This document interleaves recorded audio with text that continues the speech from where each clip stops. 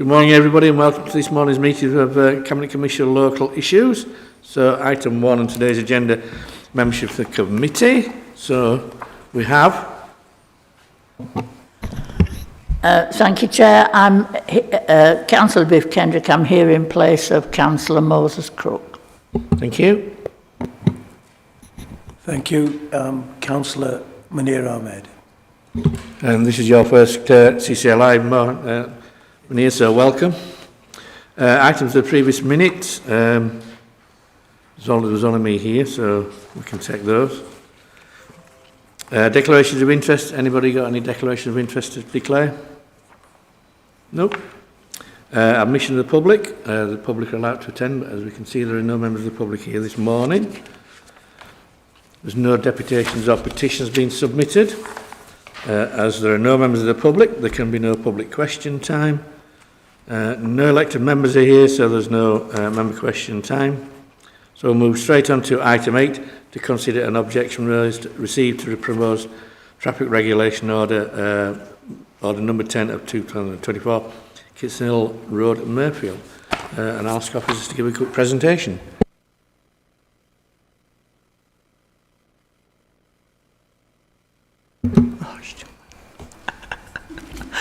Yeah, I have done this before, honestly.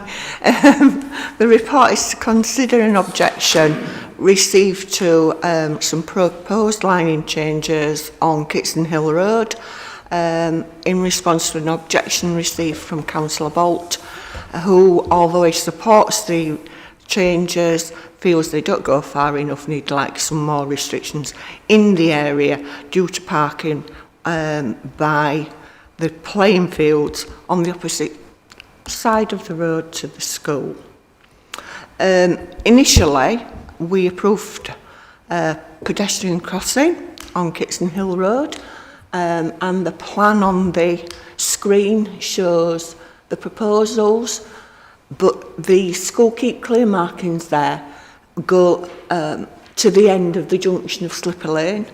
So in order to allow the installation of the zebra crossing, we need to reduce the school keep clear markings.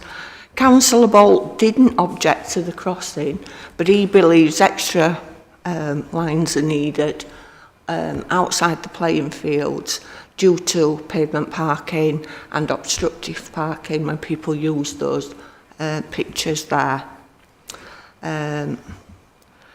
Most of these vehicles are likely to be associated with the school or the adjacent sports pitches, but if we were to add additional restrictions here, it would merely increase speeds, it would likely displace parking further along in front of the houses or outside, nearer to the build out there, causing issues.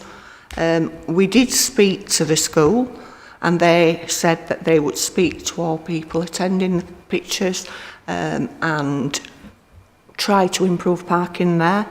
We also said that we would monitor the situation to see what's going on. The school is aware of the crossing and fully supports it, and it's to get children from the school to the pictures safely. If we weren't to do this, then if we were to make if we weren't to overrule the objections, then it's likely that the school keep clear markings would still have to be reduced and wouldn't be enforceable, and neither would the crossing.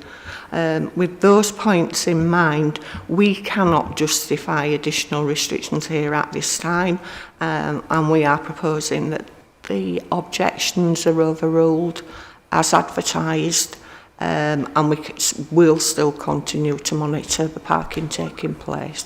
Thank you. Thank you very much for that. Excuse me. Any questions from members of the committee? Councillor Kendrick? It's more of a comment than anything else. I note from the report that if the lines weren't reduced for the no parking stopping outside the school, that neither the crossing lines or the school lines would be enforceable. So, you know, it has to be one or the other, doesn't it? And whilst I sympathise, and we all have in our wards a range of issues around schools, I do think additional provision further up outside the playing field, and I have been on Google Maps and looked at it, so I do know the layout, is really a separate issue. You know, and whilst we'd all like, as ward councillors, to have every parking issue sorted, I think this is very specific for the school and the students who go there, and therefore I can't see that his objection should be upheld, quite frankly. Thank you. Any further questions? I have no questions. I'm quite happy with the Thank you. proposal. I agree. I think we should overrule the objection. This is a school crossing that's much needed for the young people in the school, and I think the issue of extra parking is a separate issue. It's nothing to do with this. So in effect, he hasn't objected to this. He wants more things, which would require a separate report and a separate TRO. So on that principle, I'm happy to propose that we accept this and overrule the objections. And if Councillor Bolt wants to suggest to officers that they look at the other areas for things, then highways and engineers will look at that separately, but it doesn't affect this one for me. Are we all in favour? Right, thank you very much, and thank you very much, officers, for coming this morning, and IT for getting it working, and therefore I close the meeting. Thank you very much.